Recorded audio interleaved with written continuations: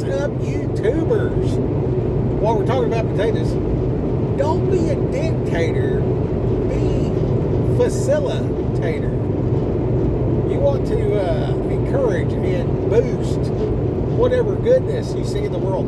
All goodness comes from God. Okay, so good begets good, right? So you want to facilitate that, and you want to instigate that. You want to stir that up. You want to put those vibes out into the atmosphere around you, right? So that's where we see our praise and worship and stuff like that as being so powerful. And it is truly awe-inspiringly powerful. So look at the influence of music on the society. Look at how they look at the music, and then look at the lyrics of the songs, and see how you give a child medicine sometimes in a capsule form so they don't taste the bitter. You know what I mean? So we'll see these things where these people are listening to songs they used to jam out to, and they're listening to the lyrics, and they're like, wait a minute, what is this? And so that's a big deal. Be careful, little ears, what you hear. Now, as far as a dictator goes, don't be a dick, right? A potato's going to potato, a hater's going to hate, but don't be a dick. Facilitate, oh tater. Anyway, so I figured out. I was just thinking, and I was like, man, I just witnessed to like 4 people, right? And I was telling the jokes and everything, and like a small crowd had gathered. They're like, "What's the next one?" Everybody's like stirring their coffee, looking at me, and very, very sheepishly, and they're laughing and stuff. They're having a good time, and we're having a good time. Yeah. Shout out to Dusty. So I'm bringing about a couple jokes, this and that. They're kind of talking, and I'm like, the point of the jokes is to identify the fish, okay? And then, the Bible says be a fisher of men. I can tell that you laughed at the dad joke, so you have intelligence. You obviously ain't mad about talking about Jesus. And because I told the joke, now it ain't weird, right? So, like, if I just walk up to you and I'm like, you should be a fisher of men, and I don't know you from Adam, that's weird. You know what I mean? So, this ain't weird at all. Everybody's like, no, man, it's cool, or whatever, however they said it. And it was other people walking by began to stop and listen. And I'm like, the real point is, hey, I'm a friendly type of dude, or whatever else like that. I like Jesus, you like Jesus. How can I help you know Jesus better? This is what Jesus did for me. You know what I'm saying? And throw out a little testimony. And then I want to encourage you to read the Bible for yourself, so you can find this wisdom, goodness, knowledge, and be a force of good in the earth.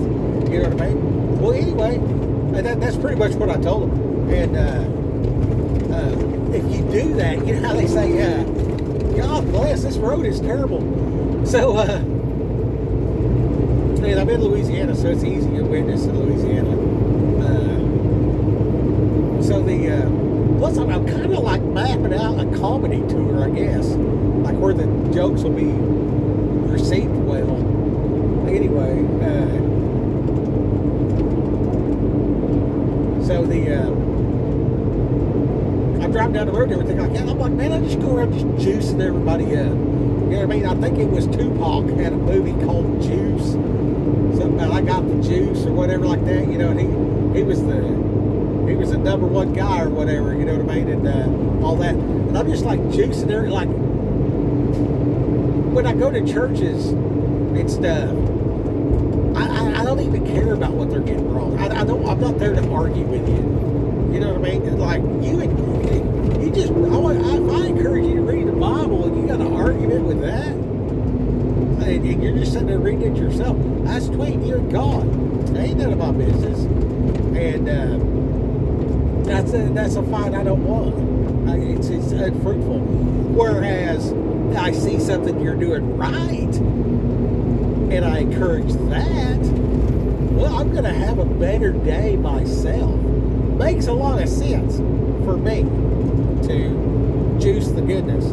Hey, good beget good, beget good, or whatever else like that. And then there's like this miraculous, like God will give you the words to say in the moment, and that's just pretty cool.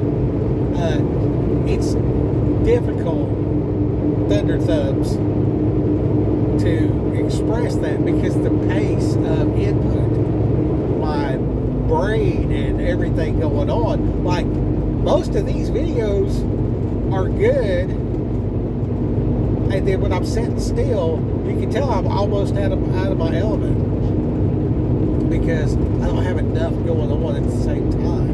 So I have to be going in and doing it and doing it and going in and doing at a pace. It's speaking and thinking and watching. I gotta have a lot going on to just be normal. And I know myself. I know who I am and how I operate because I've been me for 45 years. Okay, so a lot of this stuff I didn't even recognize until recently. Maybe the last 10 years of really having the opportunity to do some reflection, looking at myself. You know what I'm saying? I want to look into the why. A lot of us work so much that we never get a chance to ponder and think about these things because life happens and we gotta buy a house and feed the kids and keep the tires aired up or whatever. So having this opportunity at this stage of my life, I really thank God for the pauses, the hardship of living in a concrete box next to criminals. It really prepares you for life, even more so than some of the other situations of valor, than just the board in a concrete box, and the working out and stuff like that, and because you got to do it yourself, and then your motivation's don't get stabbed or raped, so you don't really have any trouble with motivation. If I'm not strong enough to fight this guy, and about 12 of them decide, you know what I mean? You get good with the Ginsu action. So, you know what I mean? When they say the pen is mightier than the sword, a golf pencil is enough to really, anyway. So I go around and I encourage the good. And I realized that today, that was my big epiphany. That's what this video is about. I've been juicing everybody up. I remember when I was a kid, I would talk all crazy to people and make them mad. You know what I mean? It's almost like a gift. And you know how like Beyonce was really good at singing. You know what I mean? And God gave her that so she could, praise and worship God. And then she chooses to use that in a way that's less than optimal. And everything that comes along with that, which is a road that leads to destruction. So use your gifts on the path and on the road to life and redemption. You see what I'm saying? So the stuff that you used to get spanked for when you were a kid, well, they don't do that no more. The stuff that you got scolded for and you were out of line or whatever, it's like that. But most of that is your natural giftings and you're just being you. And then when you use that on the path of life, on that narrow road, you know what I mean? Even being a smart aleck, juice in the fight, you know what I mean? Oh, he'll whoop you. Oh, you can't do it. Oh, well, he talked about your mama or whatever, you know what I mean? that later on in life is like drinking some coffee. And it's just like, if you read the Bible, and you can have favor with God, and maybe you won't go to hell or whatever. Just juice them in whatever way to entice them to read the Bible. That's the point. That is the point. The whole point of the 5-minute ministry, we talk about Jesus around a coffee pot.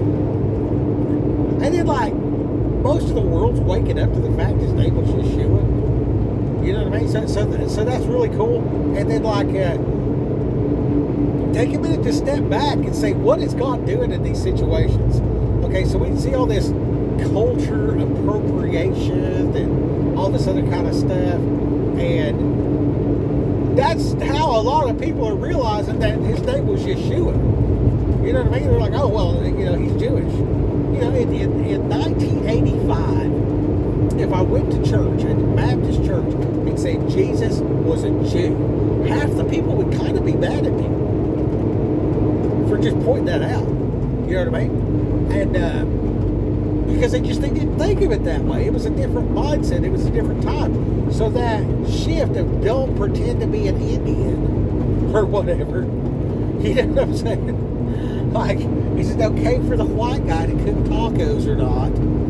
The big controversy of recent. Ushered in, his name's Yeshua.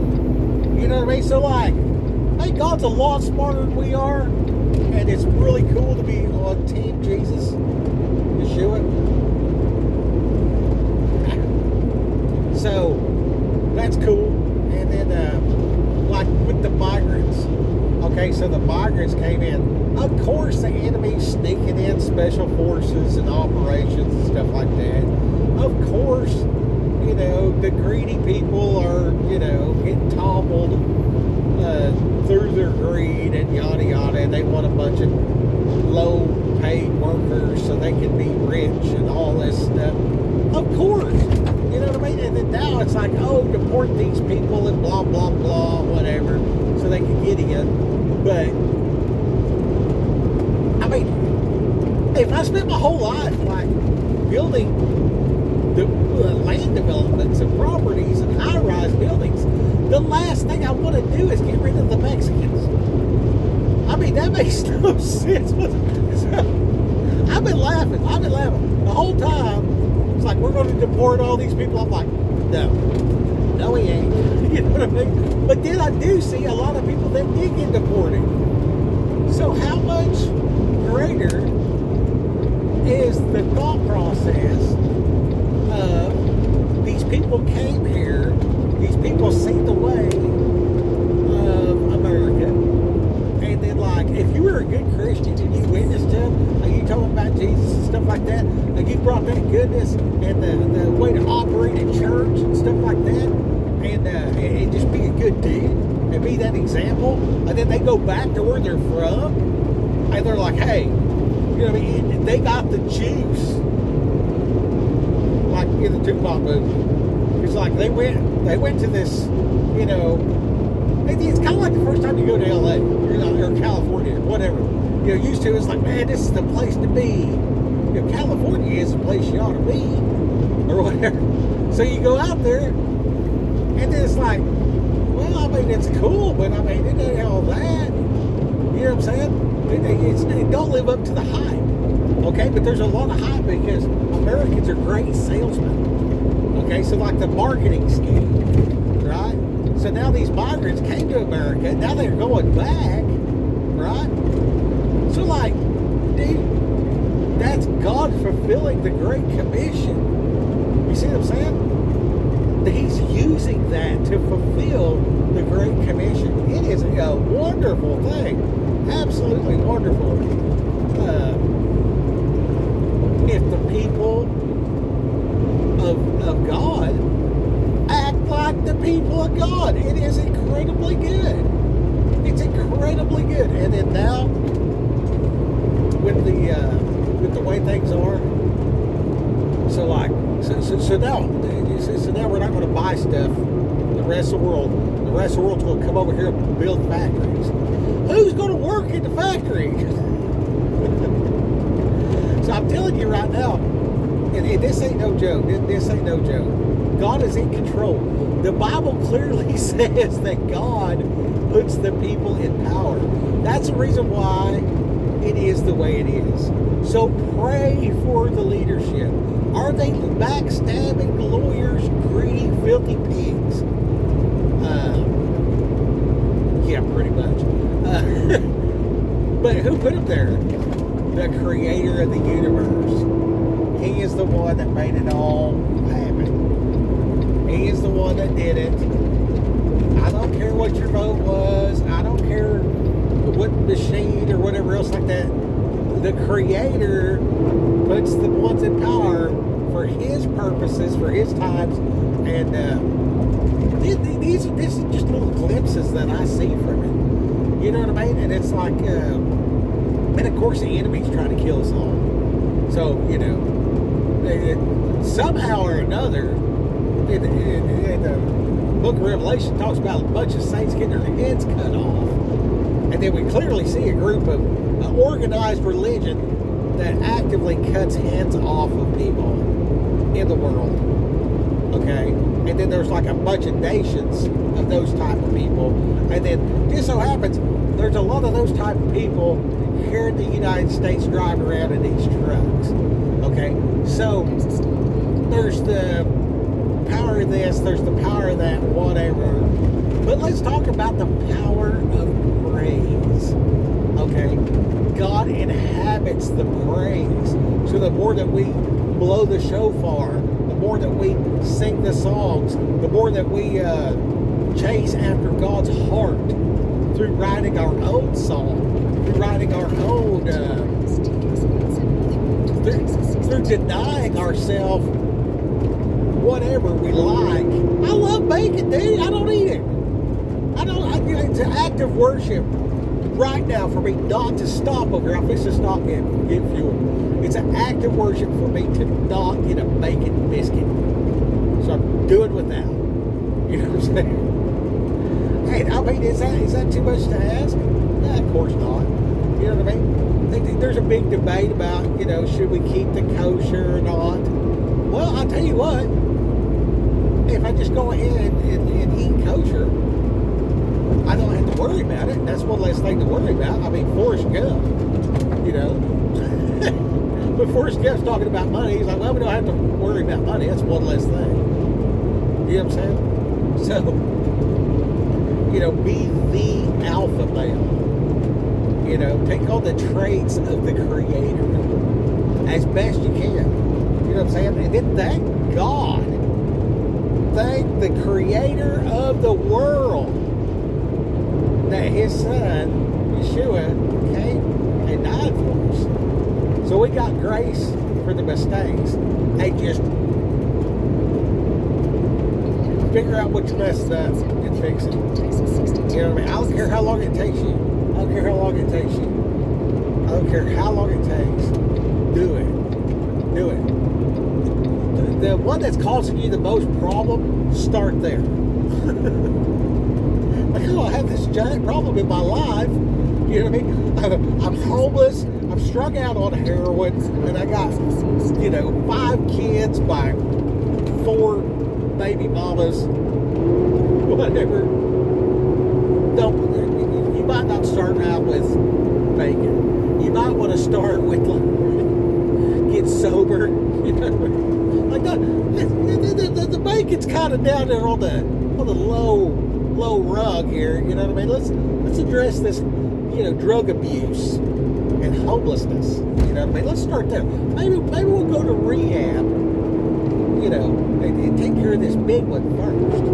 You know what I mean? But that does not mean that we don't get around to having a clear, studied, intense personal conviction on whether or not it's okay to eat bacon. Hey, do you.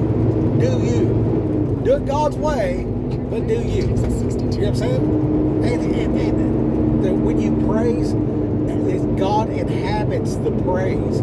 So when I'm singing a song, I'm inviting God into my carcass, into my mind, into my atmosphere. You know what I'm saying? And it is great to be in a corporate setting for that. So if you go to church, you know what I mean? I personally go to church with the thought of, how can I help these people? You know what I'm saying? So if I went to the hospital and I seen somebody with a broke leg, I'm not going to be like, what are you doing here? You know what I mean? Start chewing him out. Tell him, you know, you're not qualified to be here, broke leg man. This is the ER. What are you doing here? So why in the world would I go to church and see somebody dead wrong? I mean, it was just like a, you know, a gender dysmorphic, crazy clothes, whatever, just out of line. I'm gonna give that person a hug. I'm gonna shake their hand, offer them a hug, and be like, "Hey man, glad to see you." Well, in that case, I'd probably just be like, "Yo, hey, glad you're here. Ain't seen you in a while," and act like I know them. They'll be like, "Oh, well, this is the first time here. Do I know you from somewhere?" "No, but I know you now. You're kinfolk now. Welcome to the family. We just cut off some branches to graft you in. I'm degraft." Anyway, something like that. Whatever.